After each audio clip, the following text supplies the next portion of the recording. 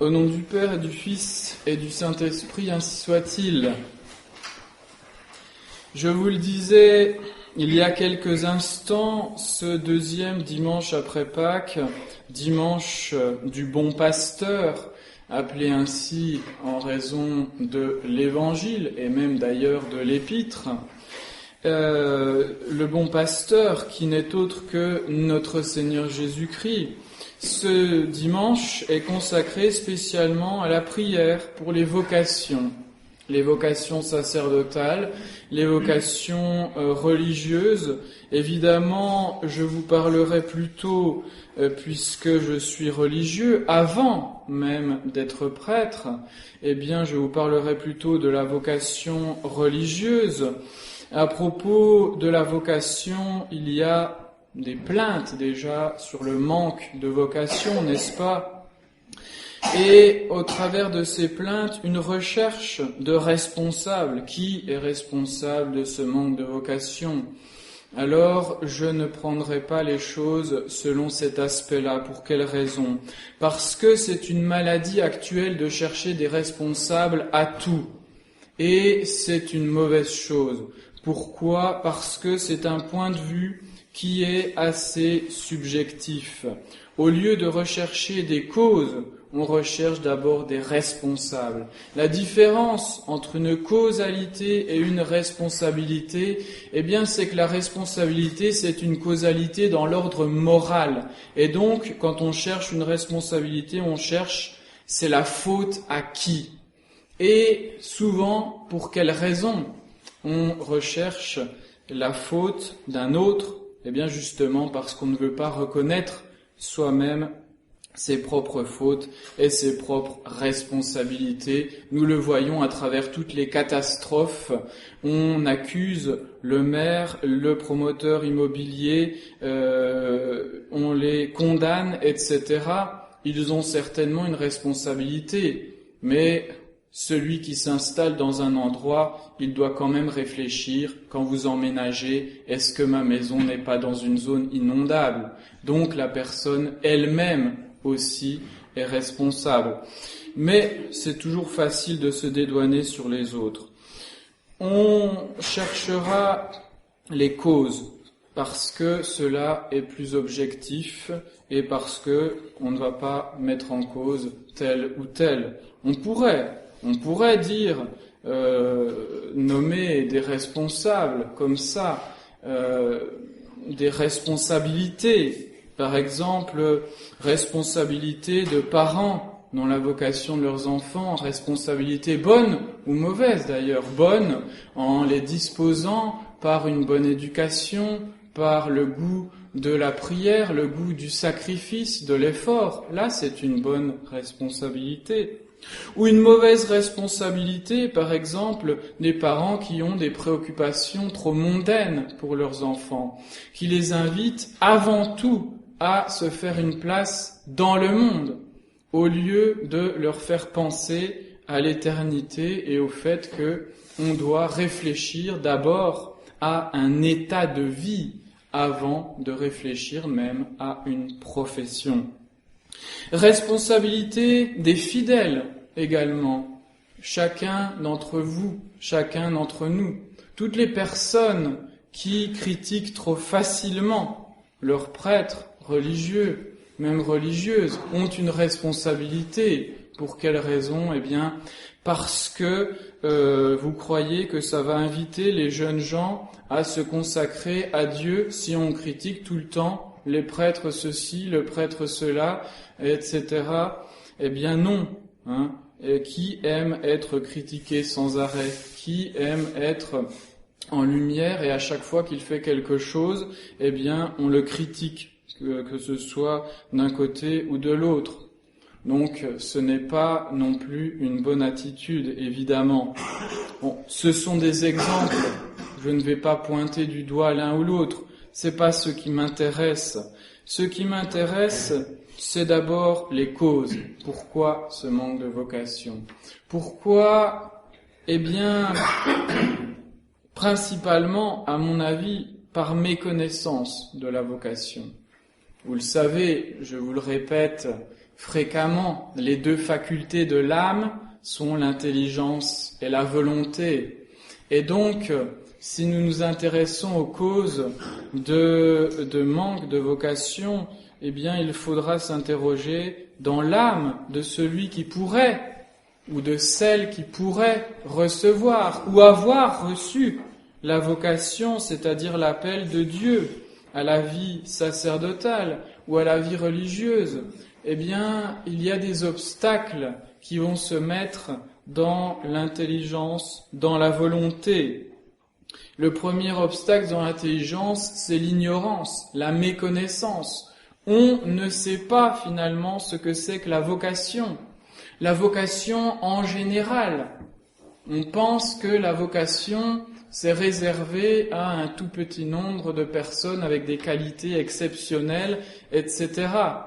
Eh bien non, la vocation, spécialement la vocation religieuse, s'adresse à tout le monde, sans exception, tous, autant que vous êtes ici, autant que nous sommes ici, autant que nous sommes dans le monde, eh bien tous, nous sommes appelés, vocare en latin, appelés, nous sommes tous appelés à la vocation religieuse.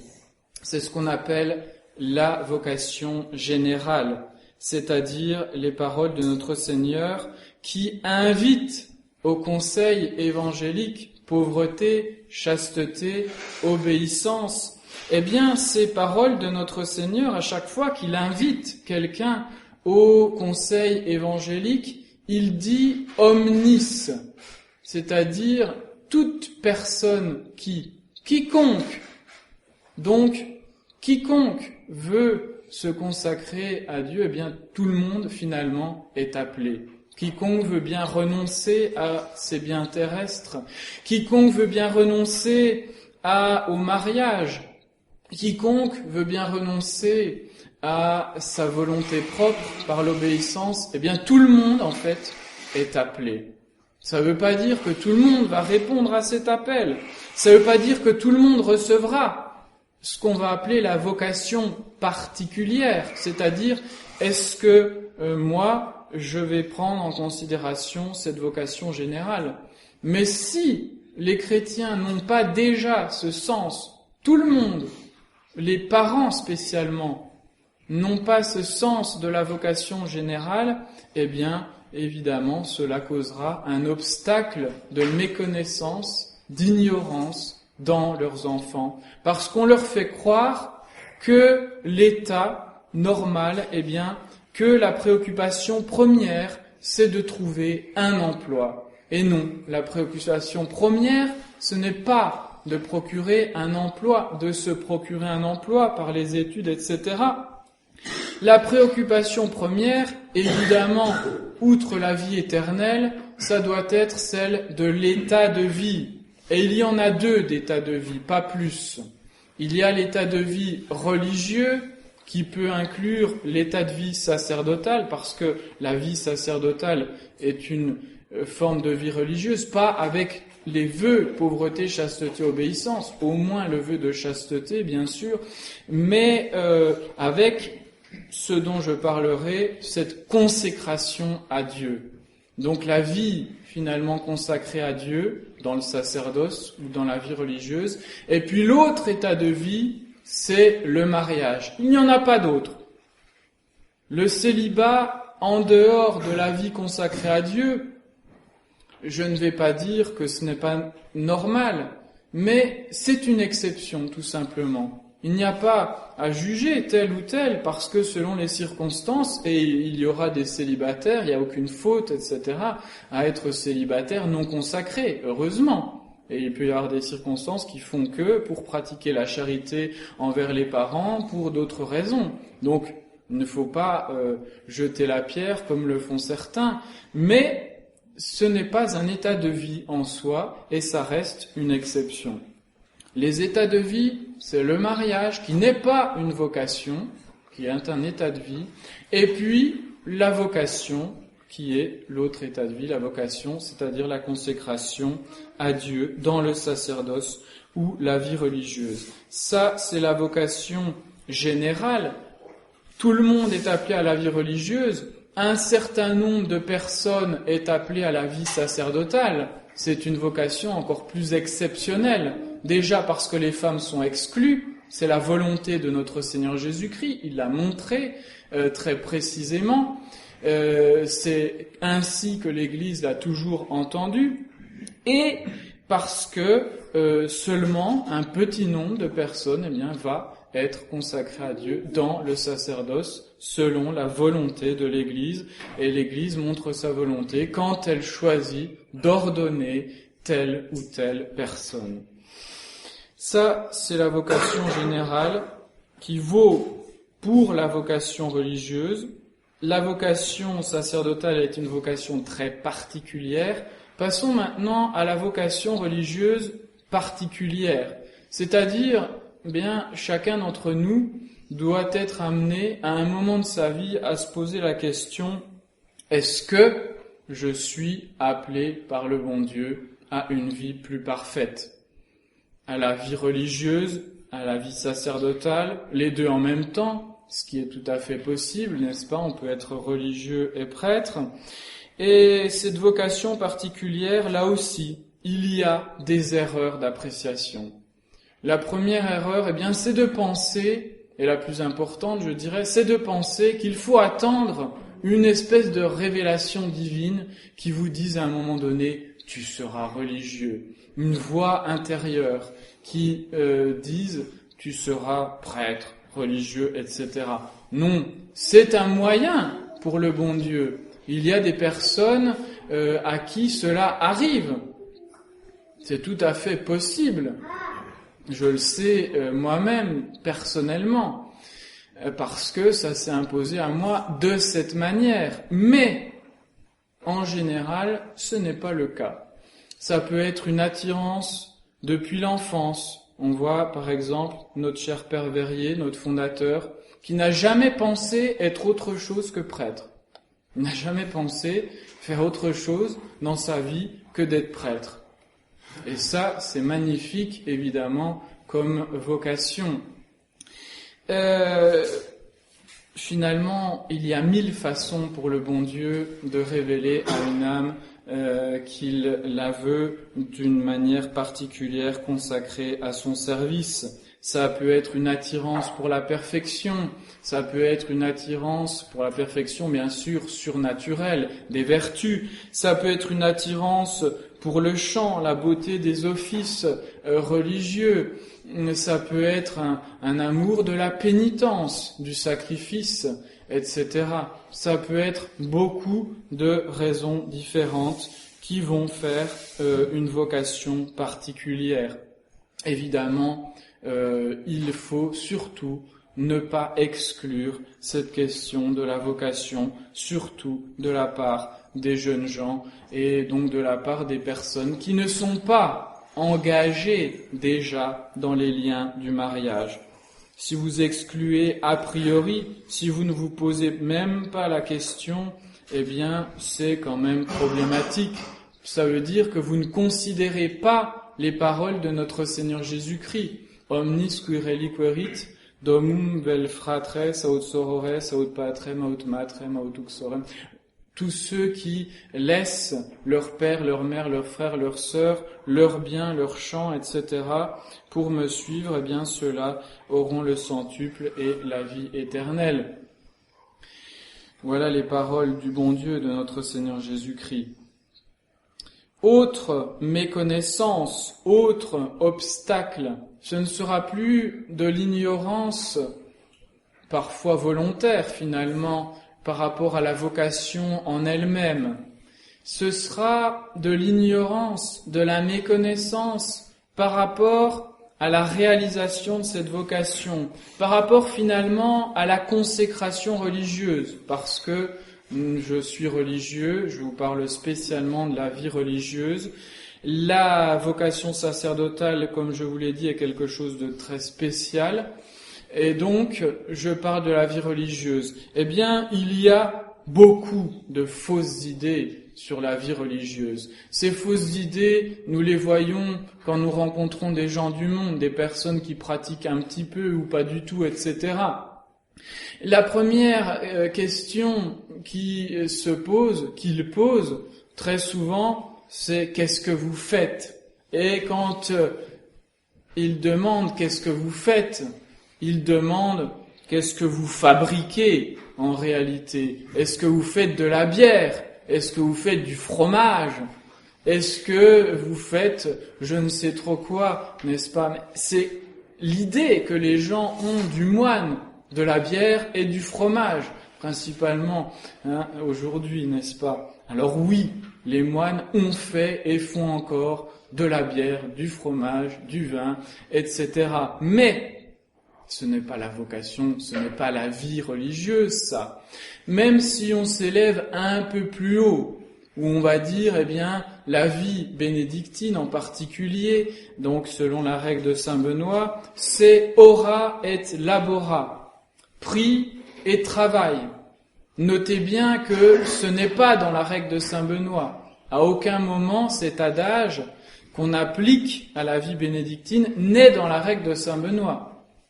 Saint Benoît parle de prière, Saint Benoît parle de travail, bien sûr, et il y a des chapitres entiers consacrés à la prière, d'autres consacrés au travail, mais c'est un élément extérieur en définitive. Ce sont des éléments, ce n'est pas la vocation religieuse, ce n'est pas la consécration religieuse. Oui, les moines, ils prient, et surtout les bénédictins. Ils prient la prière de l'Église, c'est-à-dire l'office divin. Et c'est l'activité principale, oui, mais c'est une activité. Ce n'est pas la vie bénédictine en tant que telle. Ce n'est pas la vocation en tant que telle, la consécration en tant que telle. On travaille, cela fait partie de la vie monastique également. Saint Benoît nous le rappelle. Il dit, alors on est vraiment moine comme nos pères si on gagne notre pain à la sueur de notre front, pratiquement. C'est ce qu'il dit. Et donc le travail en tant que peine du péché, rappelons-le. C'est une des peines qui est donnée par Dieu à Adam. Tu gagneras ton pain à la sueur de ton front. C'est d'abord ça le travail. C'est une façon de faire pénitence. C'est une façon aussi de faire fructifier la nature que le bon Dieu nous a donnée, que ce soit les végétaux, les animaux, etc. Donc la production, je dirais agricole, parce que c'était ça le travail. Eh bien, c'est faire fructifier ce que le bon Dieu nous donne, ou même les productions artisanales qui avaient un but agricole, parce que quand on fabrique des paniers, eh bien on fabrique des paniers, ce que faisaient les pères du désert par exemple, ils fabriquaient beaucoup de paniers, eh bien ils fabriquaient des paniers pourquoi? Eh bien pour transporter du bois, pour transporter du foin, pour transporter ceci ou cela. Et donc il y avait évidemment, il y a encore cette utilité, je dirais, agricole, pratique par rapport à un des éléments essentiels de notre vie, c'est-à-dire de se nourrir notre propre corps, tout simplement, parce que tant que nous sommes ici-bas, c'est un devoir de nourrir notre propre corps. Certains aussi pensent que la vie religieuse, c'est tranquille, on est tranquille, c'est une planque finalement. Dans un monastère, on n'a pas de soucis du monde. On n'a pas de soucis par rapport à notre subsistance matérielle, elle est procurée par la communauté, etc. On n'a plus de contact ou peu avec le monde, donc la vie est belle, on est dans une espèce de paradis sur terre. C'est une vision idyllique, surtout aujourd'hui, parce que dans les conditions actuelles de la crise, où finalement on est peu nombreux, il faut bien que les personnes comprennent que c'est un combat de tous les jours et on n'est pas si tranquille que cela, que ce soit pour nous procurer notre propre subsistance, n'est-ce pas, et que ce soit par rapport à toutes les lois de l'État qui sont anti-religieuses. Il faut que tout le monde soit inscrit aux ACEDIC ou à Pôle emploi ou à la sécurité sociale, etc. Et donc tous ces éléments empêchent un élément qui était fondamental autrefois dans la vie religieuse, ce qu'on appelait la mort civile. C'est-à-dire que le religieux, la religieuse n'existait plus pour le monde, mais n'existait plus, était comme mort, réalisant vraiment à la lettre les paroles de notre Seigneur Jésus-Christ, les paroles, de Saint Paul, « Je suis mort au monde et ma vie est cachée en Dieu avec le Christ ». C'est ce que signifie également un des éléments de la profession religieuse bénédictine, c'est-à-dire cette prostration après la profession solennelle, prostration dans l'habit monastique, la coule noire, qui est complètement, dont le moine ou la moniale est complètement recouvert. Cette coule donc de couleur noire, comme un catafalque, eh bien, ça représentait, et ça représente encore, et même autrefois dans des rituels monastiques, on mettait carrément un voile mortuaire sur le corps de celui qui se consacrait à Dieu pour signifier cette mort au monde. Malheureusement, aujourd'hui, le monde même nous empêche pratiquement de mourir au monde avec un tas d'obligations, d'assurance de ceci, de déclaration de cela, etc. Alors que nous, tout ce que nous demandons, c'est quoi ? Eh bien, c'est d'être à Dieu, de vivre à Dieu, encore une fois, selon la belle expression de l'apôtre Saint Paul. Voilà, mes bien chers frères, finalement, tous ces éléments, certains le prendront d'un côté négatif, ceux qui seront plutôt pas tellement attirés par la vocation religieuse. Ils le prendront donc comme l'éloignement du monde, etc. Le fait d'avoir moins de relations sociales, de rester enfermé, etc. Prendront tout cela d'une manière négative. D'autres le prendront d'une manière plus positive. On est bien tranquille. Des personnes qui auraient éventuellement un côté misanthrope. Bon, et à ce sujet, il pourrait y avoir des fausses vocations, justement. Des personnes qui seraient attirées par tel ou tel élément de la vie religieuse, la fuite du monde. Et c'est bien de fuir le monde.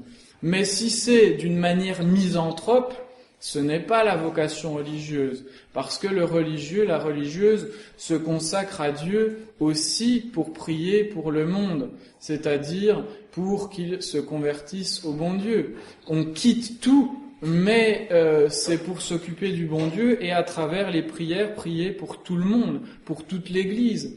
La vocation religieuse, spécialement bénédictine, est anti-misanthrope, bien au contraire. Nous sommes en définitive, par la prière, par le sacrifice, comme des paratonnerres de la terre.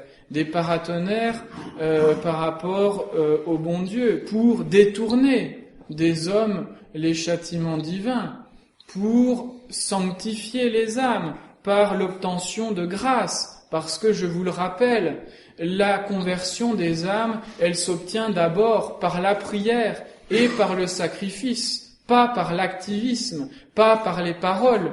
Ce sont des éléments qui peuvent être importants, mais une âme, elle se convertit par la grâce de Dieu. Et qu'est-ce qui obtient la grâce de Dieu ? C'est la prière et le sacrifice. Donc, ceux qui pensent que c'est inutile, les religieux, les religieuses, parce que ce qu'ils font, c'est prier essentiellement, eh bien, ceux-là, évidemment, se trompent. Ceux qui pensent que on est bien tranquille, éloigné du monde, etc., on n'a plus aucune préoccupation des autres, ils se trompent également, parce qu'en fait, on a préoccupation de tout le monde, mais collectivement, de manière générale, pas spécialement de quelqu'un en particulier. Comme nous le rappelle Don de Latte dans son commentaire de la règle, le religieux, la religieuse n'a plus à s'occuper, même en tant que tel, en tant que religieux, que religieuse, de sa famille, de ceci ou de cela. Il n'a pas à s'en préoccuper en tant que tel. sinon dans ses prières et dans son sacrifice. Il n'a pas à faire de l'activisme, à essayer de les convaincre par des lettres, par des ceci, par des cela, parce qu'il a quitté le monde. Et c'est une manière finalement de revenir dans le monde. Enfin, il y a des gens qui réfléchissent même pas, même parmi les traditionalistes, qui ne considèrent même pas la vocation comme une option. Ils pensent à avoir un métier, etc. Mais ils ne pensent pas à cette option de se consacrer à Dieu. Qu'attendent-ils? Que le bon Dieu leur tombe dessus de façon miraculeuse, se révèle à eux.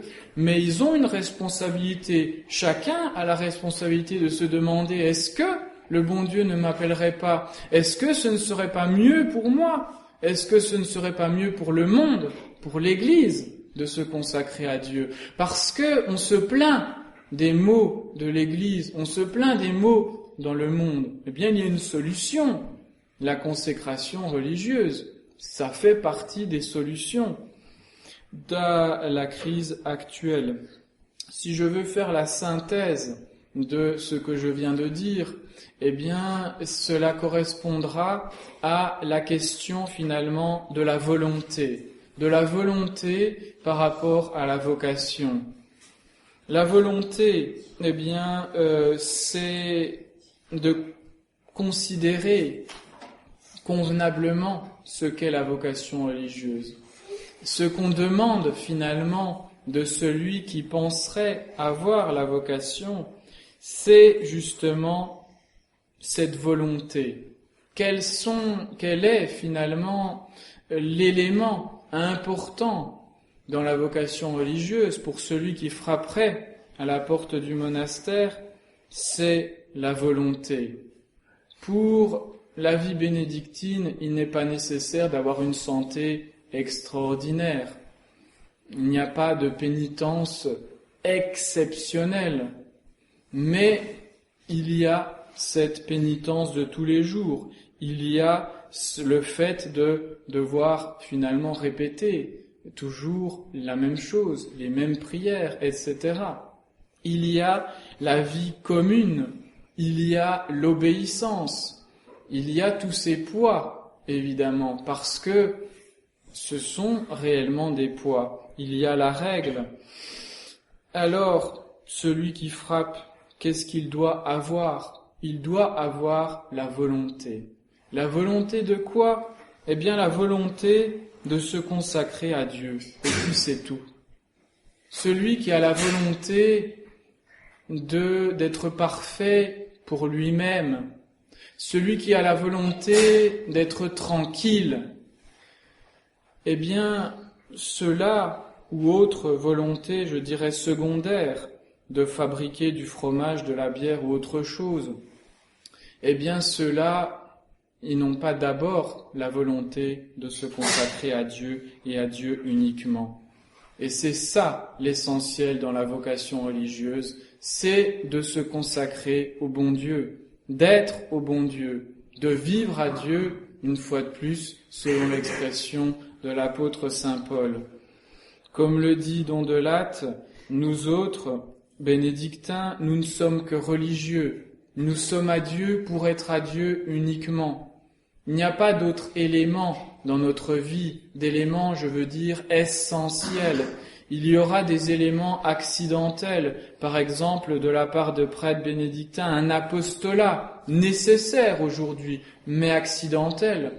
Le bénédictin qui voudrait passer son temps à diriger les âmes, que ce soit par courrier, aujourd'hui électronique, ou que ce soit d'une autre manière, eh bien celui-ci, est-ce qu'il a vraiment une vocation bénédictine? Non, parce que notre vocation, c'est d'abord d'être à Dieu et à Dieu uniquement. D'où l'importance de la prière liturgique, d'où l'importance du travail en tant que pénitence, d'où l'importance de l'étude, parce que pour mieux être à Dieu, pour mieux appartenir au bon Dieu, eh bien il faut mieux connaître le bon Dieu.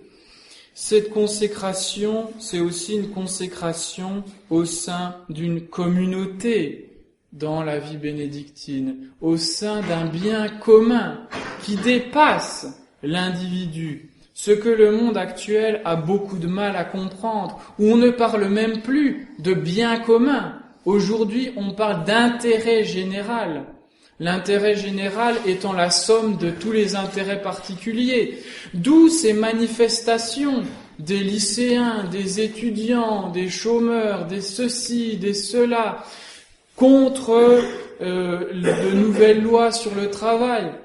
Et en fait, des revendications, n'est-ce pas, syndicales, comme on dit aujourd'hui, qui sont très divergentes, différentes. Les patrons demandent ceci, les employés demandent cela, les étudiants ceci, les lycéens cela, etc. Les lycéens de droite ceci, ceux de gauche cela, etc., etc. Pourquoi ? Parce que ils veulent mettre en commun, d'où les discussions d'ailleurs, la soi-disant démocratie participative, n'est-ce pas ? Mettre en commun quoi ? Eh bien, des intérêts particuliers. Eh bien, cela, à la fin, ne fonctionne pas. Et ce modèle de société est voué à l'échec total. Et c'est ce qui se passe socialement. Pardonnez-moi cette digression, mais je veux dire par là que le modèle de l'abbaye bénédictine, eh bien, est un bon modèle, même pour la société, un bon modèle pour les familles, un bon modèle pour les entreprises, et au-delà même, je dirais, pour la société en général, parce que tout simplement, c'est un modèle d'église. Et donc, celui qui voudrait, qui aurait, disons, l'idée de se consacrer à Dieu, mais qui n'aurait aucun sens de ce bien commun, d'une communauté, de ce bien commun même de l'Église, parce que, comme je vous l'ai dit, nous prions et en priant Dieu et en se sacrifiant et en se consacrant à Dieu, eh bien, on concourt au bien commun de la Sainte Église catholique.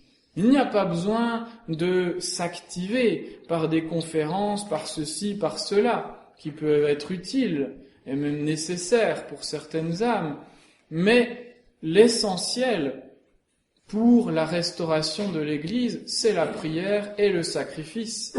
L'essentiel pour la conversion des âmes, c'est la prière et le sacrifice. Et cela, on les trouve dans la vocation bénédictine, on les trouve dans la vocation religieuse. Dans certaines vocations religieuses, il y aura en plus un but particulier. Soigner les malades, enseigner les enfants, etc. Et c'est très bien.